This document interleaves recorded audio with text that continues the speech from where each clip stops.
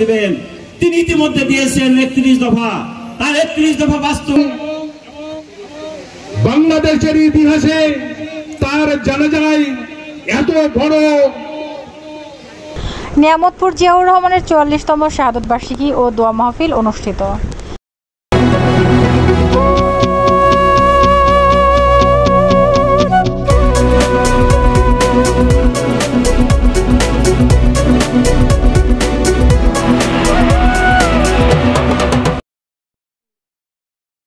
আসসালামু আলাইকুম, এডিবি বাংলা সংবাদে সবাইকে স্বাগত জানাচ্ছি। আমি ঐশী ইস্তাত কাজল।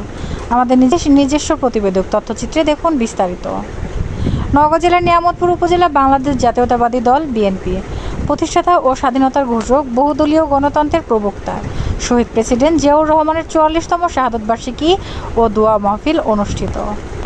১ জুন রবিবার নিয়ামতপুর উপজেলা বিএনপি অঙ্গ সংগঠনের আয়োজনে নিয়ামতপুর উপজেলা কেন্দ্রীয় ঈদগাহ মাঠে দোয়া ও আলোচনা সভা অনুষ্ঠিত হয়। আলোচনা সভায় নিয়ামতপুর উপজেলা বিএনপির সিনিয়র সহসভাপতি আবু ইসহাক আলী সরকারের সভাপতিত্বে নিয়ামতপুর উপজেলা যুবদলের যুগ্ম আহ্বায়ক কাউসার ইসলাম রতন উপস্থাপনায় প্রধান অতিথি হিসেবে উপস্থিত ছিলেন নওগাঁ ১ আসনের একাদশ সংসদ নির্বাচনের মনোনীত প্রার্থী ও নিয়ামতপুর উপজেলা বিএনপির সাধারণ সম্পাদক মুস্তাফিজুর রহমান। বিশেষ অতিথি হিসেবে উপস্থিত ছিলেন নিয়ামতপুর উপজেলা বিএনপির যুগ্ম সাধারণ সম্পাদক শফিউল্লাহ সোনার, উপজেলা বিএনপি সাংগঠনিক সম্পাদক জাহাঙ্গীর কবির বাচ্চু, রসুলপুর ইউনিয়নের সাবেক চেয়ারম্যান সাজ্জাদ আলী টিটু, ৭ নং শ্রীমন্তপুর ইউনিয়ন বিএনপি নেতা হেলাল কাজী, নিয়ামতপুর উপজেলা বিএনপির নেতা মতিউর রহমান মতিন, উপজেলা কৃষক দলের সাংগঠনিক সম্পাদক জুম্মার রশিদ, প্রিয় সৈনিক দলের সাধারণ সম্পাদক কামাল সোনার, সাবেক ছাত্রদল নেতা জাহিদুল ইসলাম তোতা।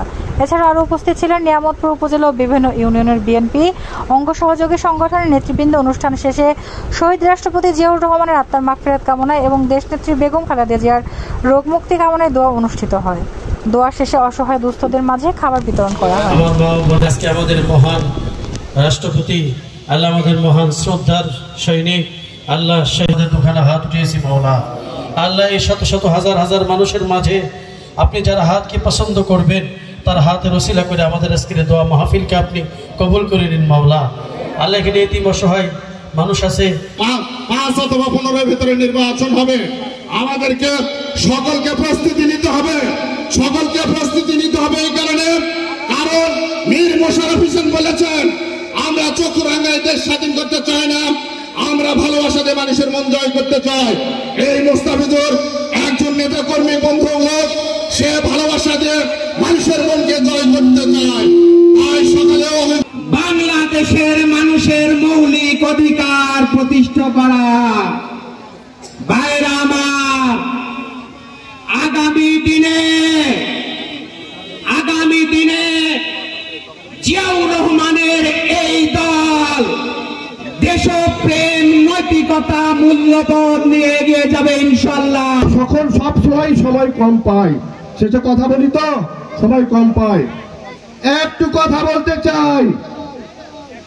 আজকে আমরা এমন দিনে উপস্থিত হয়েছি যেই দিনে শহীদ প্রেসিডেন্ট জিয়াউর রহমানকে ভারতের রয়ের চক্রান্তে চট্টগ্রামে হত্যা করা হয়েছিল। বন্ধুরা আমার, আজকে আমরা বাংলাদেশের আপামর জনগণ ১৯৭১ সালে স্বাধীনতা সংগ্রামে ঝাঁপিয়ে পড়েছিল।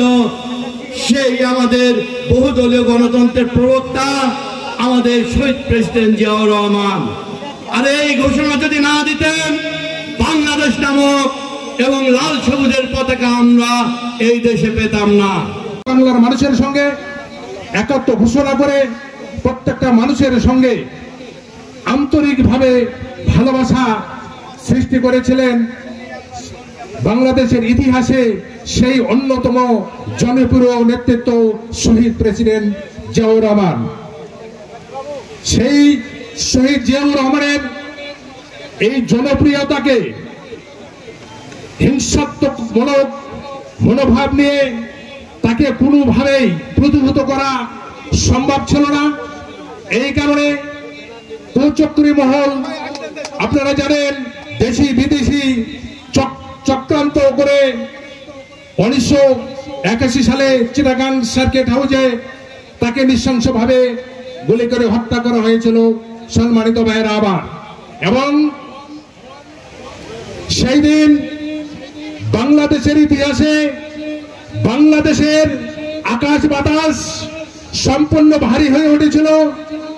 সম্পূর্ণ মানুষ ৬৮,০০০ গ্রাম বাংলার মানুষ কান্নায় ভেঙে পড়েছিল।